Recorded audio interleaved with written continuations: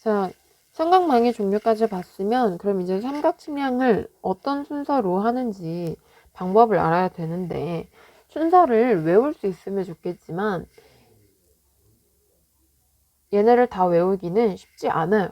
그냥 삼각측량의 순서, 도상계획, 답사 이렇게 달달달 외우려고 하면은 절대 못 외우고, 개념을 이해하고 순서를 내가 머릿속에 그려야 돼.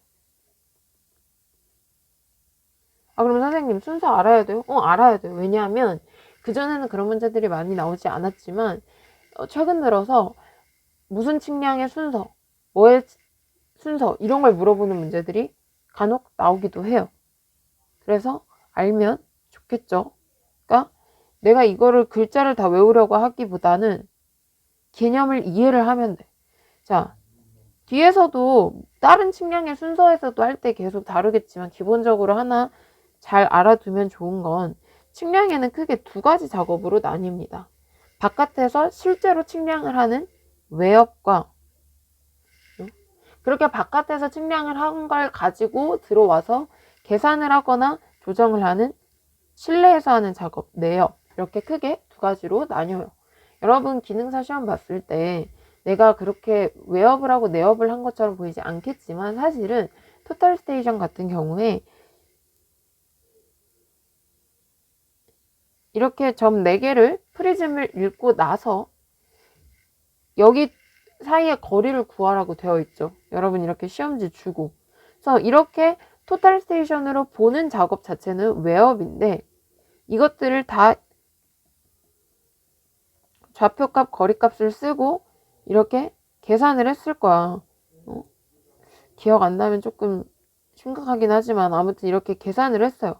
이거 여러분 사실은 밖에서 했지만 원래 실제로 이 작업을 어디서 해야 돼? 실내에 들어와서 한다고 해서 내업이라고 합니다.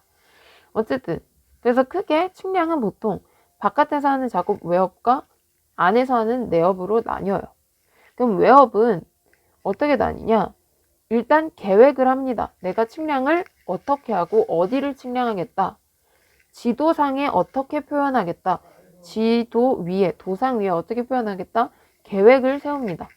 모든 일을 할 때는 무조건 계획을 세워야겠지.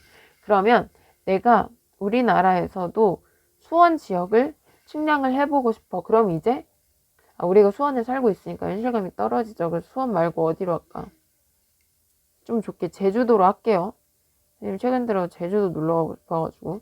아무튼 그럼 제주도를 가서 측량을 하려면 그냥 무조건 가서 바로 하면 정확하지 않겠죠. 그렇기 때문에 어떻게 해야 돼? 비행기를 타고 가서 먼저 측량할 곳을 미리 한번 살펴보는 거. 답사를 하고 나서는, 여기가 제주도라고 하면은 답사하면서 공항에다가 점 하나, 그리고 이렇게 쭉 서쪽으로 가서 여기 하나, 여기 하나, 여기 하나, 동서남북으로 4개를 점을 한번 선택해서 측정을 해보자 하는 선점이 있습니다. 어디를 측정할지 점을 선정하는 작업이 선점이야. 그러면 이렇게 4개를 위치를 잡았어. 그럼 거기에 뭐를 박아야 돼요? 말뚝, 표시를 박아야겠지. 그게 바로 표지 설치예요. 표시. 그럼 이제 그런 일들을 다 했으면 실제로 측량을 시작할 수 있어. 그래서 여기부터가 여러분이 생각하는 측량의 시작인데, 얘는 지금 삼각 측량이기 때문에 삼각 측량은 뭐랑 뭐를 측정한다고 했죠? 이 선을 뭐라 했어? 기선이라고 했고 얘네를 각이라고 했습니다. 준비가 끝나면 그럼 이제 기선을 먼저 측량해야 돼. 여기서 중요한 건 기선과 각 중에서는 기준이 되는 선, 기선을 먼저 측량한다라는 거 알고, 기선을 측량했으면 뭐를 측량이라? 각을 측정해 줍니다. 자, 여기까지 외워 끝났어. 그럼 이제 측정한 결과들을 종이에 다 썼겠죠. 그걸 가지고 실내로 들어와서 분명히 제대로 측정이 100% 정확하게 안 돼요. 그래서 뭐가 발생해? 오차가 발생을 하죠. 그래서 그 발생한 오차들을 어떻게 해줘야 돼? 조정을 해줍니다. 수정을 해준다는 거야. 근데 뒤에서 배우겠지만 조정할 때는 크게 3가지 조건이 있어요. 각, 전편, 뒤에서도 할 거예요. 자, 그렇게 조정된 값을 가지고 어떻게 다시 계산해서 위치를 알아낸다.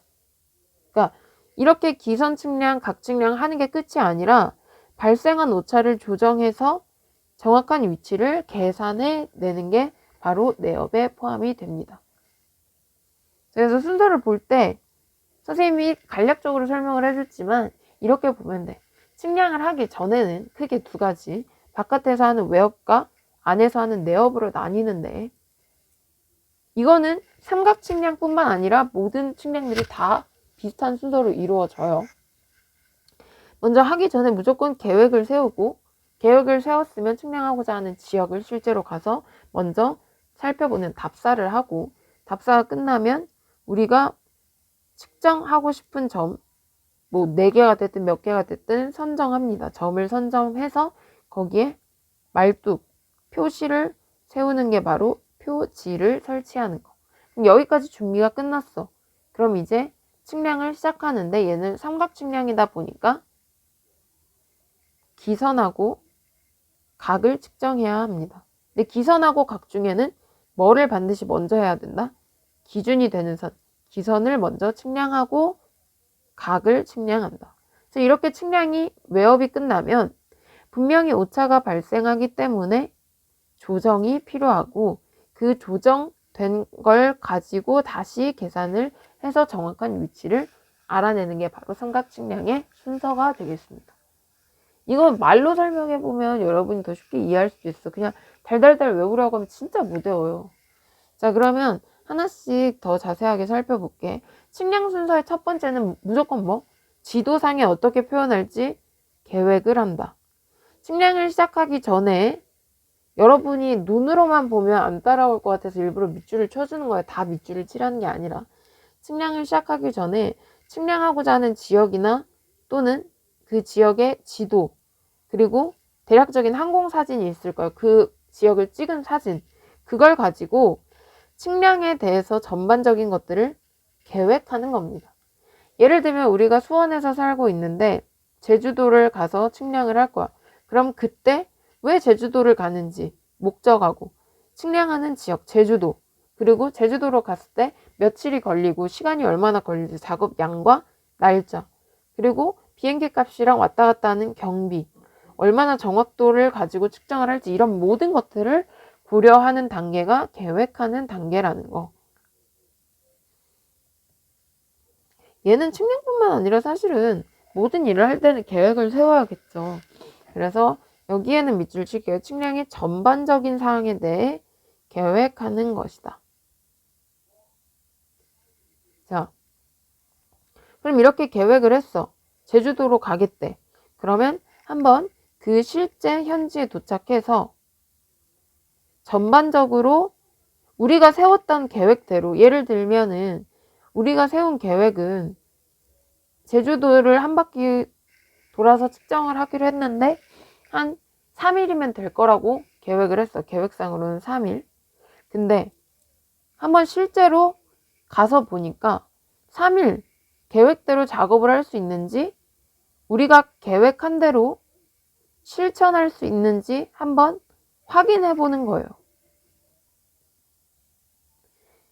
이 계획이라는 거는 우리가 제주도를 직접 가서 계획을 세운 게 아니라 인터넷으로 비행기 값 알아보고, 얼마나 한 바퀴 도는데 보통 어떤 여행자가 한 열흘 걸렸다고 올려놓은 거 보고 그런 걸로 참고로 해서 하는 거잖아. 근데 실제로 갔을 때 그 계획이 모두 이루어질 수 없을 수도 있죠. 그렇기 때문에 실제로 측량을 하기 전에 답사라는 거는 계획한 대로 작업할 수 있는지 조사하는 겁니다.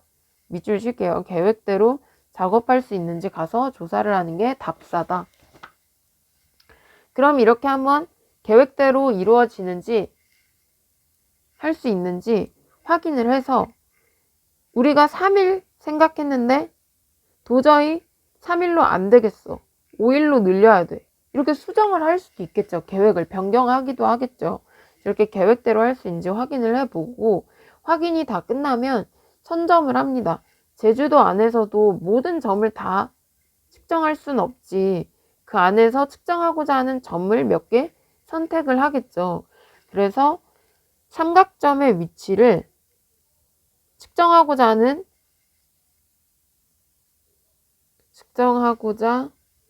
하는 삼각점의 위치를 그 현지 제주도에서 선정하는 작업입니다.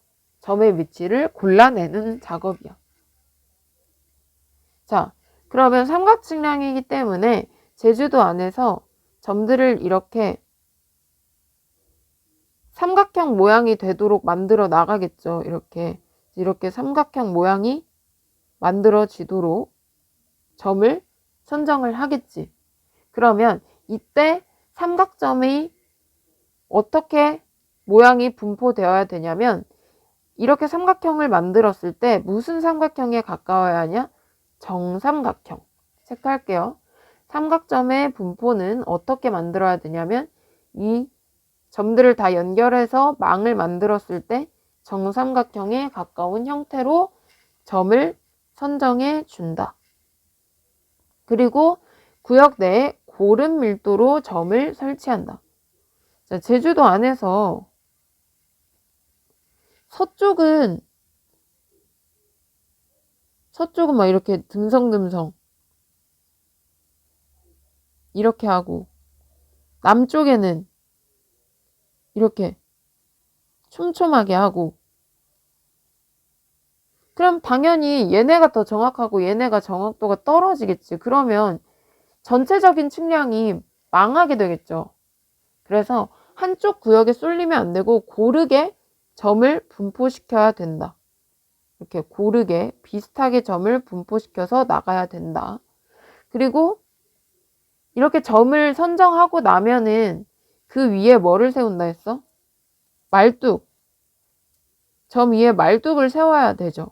그럼 땅 위에 말뚝을 박아야 돼. 그렇기 때문에 집안이 튼튼, 견고해야 되고 그 집안이 무너지지 않고 보존이 양호한 곳에 점을 선정해야 된다라는 겁니다. 얘는 다 읽어보면 이해가 될 거예요. 점들을 이어서 만든 삼각형이 정삼각형에 가까워야 되고 쏠리면 안 되고 고르게 분포하고 그 위에 이제 말뚝을 세울 거기 때문에 땅이 어때야 돼? 튼튼하고 잘 보존될 수 있도록 이런 키워드들의 밑줄 치고 또 마지막으로는 이 점 위에 이제 말뚝을 세워. 근데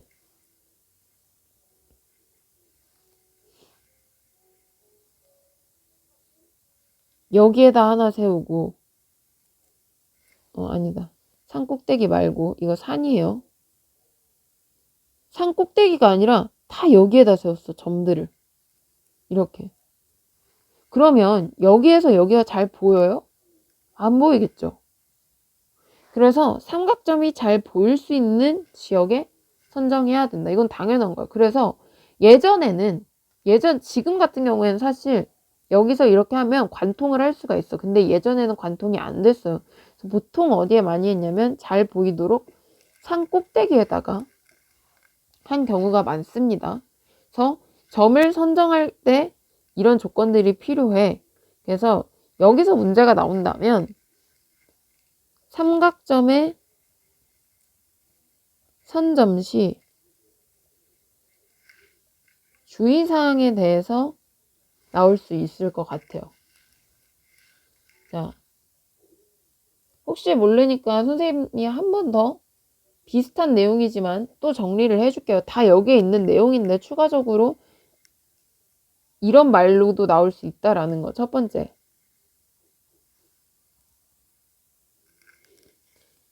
각 삼각점이 각이라고 해서 각도가 아니라 각각의 삼각점 이렇게 해줘야 여러분이 이해하기 쉬울 것 같아요. 각각의 삼각점이 서로 잘 보여야 한다. 얘기했죠? 삼각점이 잘 보이는 지역에다 해야 되고 두 번째,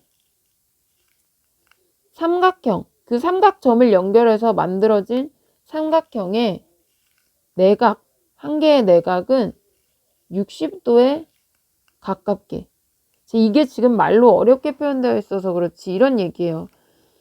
삼각점의 분포를 정해서 이렇게 점들을 해서 삼각형을 이었을 때 정삼각형이랑 가까워야 된다 했죠. 그럼 정삼각형 같은 경우에는 각도 하나가 몇 도야? 정삼각형이라는 건 3개의 각도가 같다는 거야. 근데 삼각형이 180도면 하나당 60도란 얘기예요. 그래서 이 얘기야. 삼각형의 내각이 60도에 가깝다는 건 정삼각형을 얘기하는 거고, 정확히 정삼각형이 되기 어려울 수도 있죠. 그래서 최대한 허용 범위가 몇 도까지냐? 30도에서 120도까지. 삼각형이 이 각 하나가 30도에서 120도 정도 되도록 점을 설치를 해라. 그 세 번째, 점을 잡고 그 위에 말뚝을 세우는데 그 말뚝의 이름을 표지라고 했죠. 표지의 기계가 이 말뚝이 움직이지 않도록 어떤 집안? 견고한 집안의 삼각점을 분포시켜야 된다. 자, 네 번째, 가능한 측점수는 적게.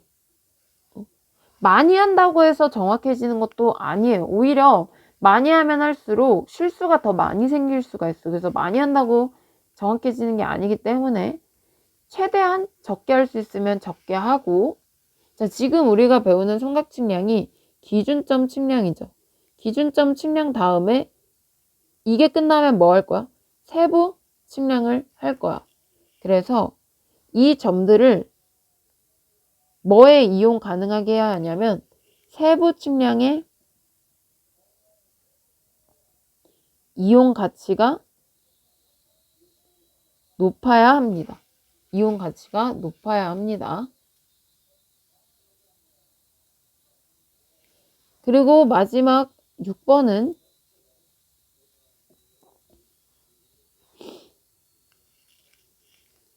벌목을 많이 하거나, 벌목이라는 건 나무나 산을 깎아내야 된다는 거고, 또는 높은 시준탑을 세우지 않아도 관측이 가능한 점.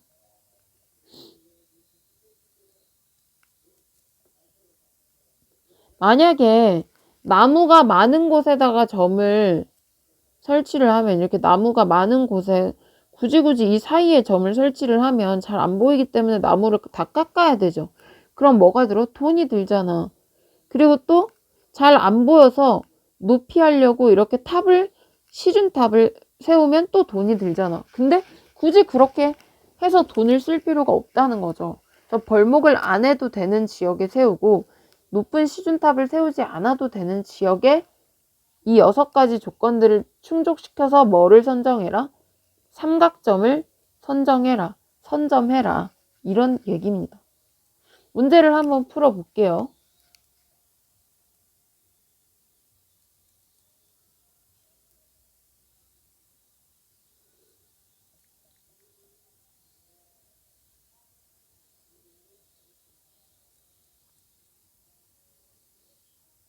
자,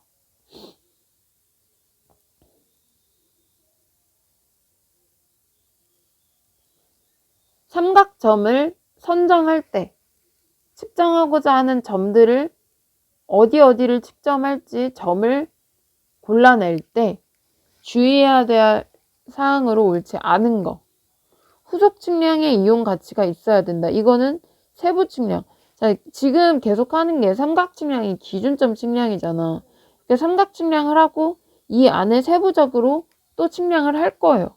그래서 얘네를 먼저 하고 나중에 하는 후속 측량에 이용하기 쉬워야 된다는 뜻이야. 왜냐면 얘네를 대충 해놓으면 안에 세부적인 것도 하기가 쉽지 않겠지. 그런 얘기고, 삼각형을 만들었을 때 무슨 모양에 가까워야 된다? 정삼각형. 그리고 그 점을 선정해서 말뚝을 세울 때 땅이 어때야 된다? 견고하고 흔들리지 않는 치마가 없어야 된다. 그리고 중요한 거, 가능한 측점수를 많게 한다. 측점수를 많게 하면 여러분 생각으로 많으니까 더 정확해질 거야 라고 생각할 수 있겠지만, 그거보다는 측정해야 되는 점이 많아지면 사람이 실수를 하기 마련이지. 여러분 많이 하면 할수록 체력이 떨어지면서 하기 싫고 정확도가 낮아지게 되겠죠. 가능한 점의 수는 적게 한다. 답은 4번입니다. 자, 19번. 선점에 필요한 조건으로 옳지 않은 것. 자, 점을 선정을 했을 때 상호 간의 시준이 잘 된다는 거. 시준은 보는 거예요. 잘 보여야겠지. 맞고. 위치는 견고해야 되고, 작업이 편리해야 계속할 수 있겠죠. 맞죠? 그리고 되도록 측점수는 적어야 되고, 이후에 측량에 쉽도록. 맞죠? 그리고 4번. 삼각점에 의해 형성되는 삼각형의 내각이 20도? 자, 가장 좋은 거는 정삼각형. 그래서 60도가 가장 좋다고 했고, 60도까지 못하겠다 하면 그래도 30도에서 120도 이내로 한 각도가 들어와야 된다고 했어요. 그래서 얘가 아니겠죠. 4번. 자, 이런 식으로 문제가 나올 수도 있다라는 겁니다. 그래서 삼각 측량을 할 때 선점하는 주의사항, 얘네 꼭 읽어보고 문제도 풀어보도록 하세요. 자, 그러면 지금 측량 순서를 했지. 다시 한번 되돌아오면 계획을 세우고 계획을 실천할 수 있는지 답사를 해서 어디를 측정할지 점을 몇 개 골라. 그럼 이제 점을 고르면 그 위에 뭐를 매설해야 된다 했어? 말뚝 같은 거. 표시예요, 표시. 이런 표시. 그런 것들을 땅의 표시라고 해서 표지라고 해. 얘네를 이제 설치를 해야 돼. 그러면 보통 얘는 어떻게 설치를 하냐면 한 번 하고 말 거 아니죠. 그러니까 튼튼해야겠지. 그래서 얘는 단단한 돌로 세웁니다. 지금 이 밑에 이렇게 된 거 옆에서 봤을 때 밑에가 있고 그 위에 이런 십자선이 있는 거. 그래서 밑에 있는 게 받쳐준다 해서 기초라고 하고 얘가 기둥이라고 합니다.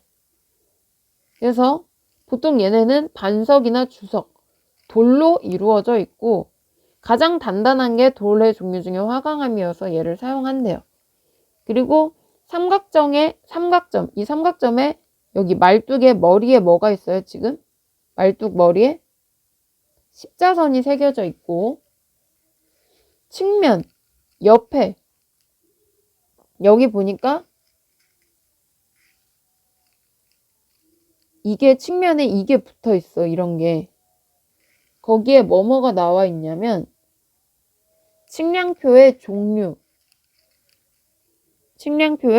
이게 삼각점이다라는 종류, 그리고 이걸 어디서 했는지 기관명, 기관명, 여기는 국토지리정보원이라고 되어 있네요.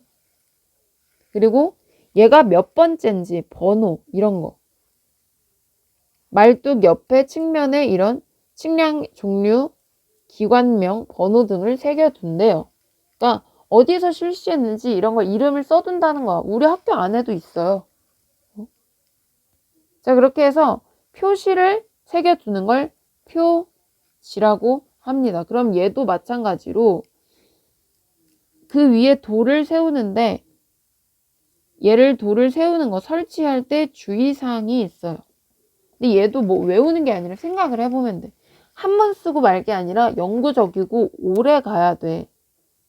영구적. 그럼 튼튼해야겠지. 그래서 얘를 세우는 땅이 견고해야 된다.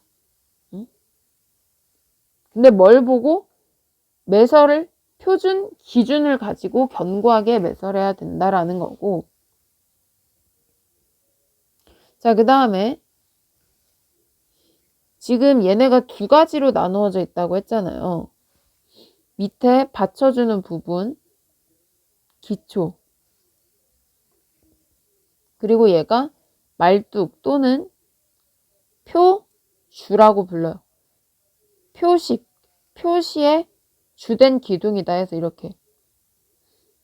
근데 얘가 기초는 일자로 연직으로 수직으로 잘 세워져 있는데 말뚝이 이렇게 옆으로 만약에 휘어져 있어. 그러면 제대로 측량을 할 수 있을까? 없겠죠. 그래서 이 표주의 중심 연직선하고 밑에 기초, 아까 얘가 돌이라고 했지, 반석. 이거의 연직선이 일치해야 된다. 딱 둘이 일자로 있어야 된다.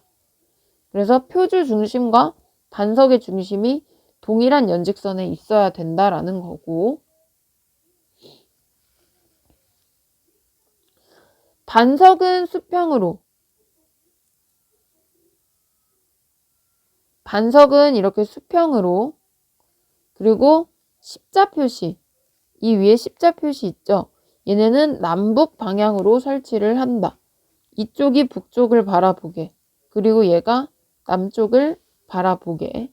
그래서 반석은 수평 방향, 십자 표시는 남북 방향으로 설치를 합니다. 그리고 이렇게 표시를 다 매설해놨어. 설치를 해놨어. 그러면 까먹으면 안 되고 현재 상황을 알아야 하기 때문에 이렇게 매설해 놓은 상황을 다 어떻게 해야 된다? 사진으로 촬영해야 된다라는 겁니다. 알겠습니까? 자, 그래서 이렇게 해서 계획을 세우고 답사를 하고 점을 선점하고 그 위에 표시를 세우는 거, 표지 매설까지 했어. 그러면 이제 다음 강의에서는 뭐가 나올 거냐면요. 우리가 지금 삼각점만 배우고 있는데 여기에서 갑툭튀로 하나 더 나와.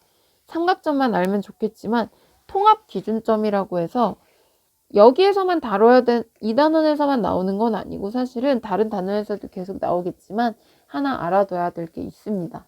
그래서 일단 지금 이번 강의에서는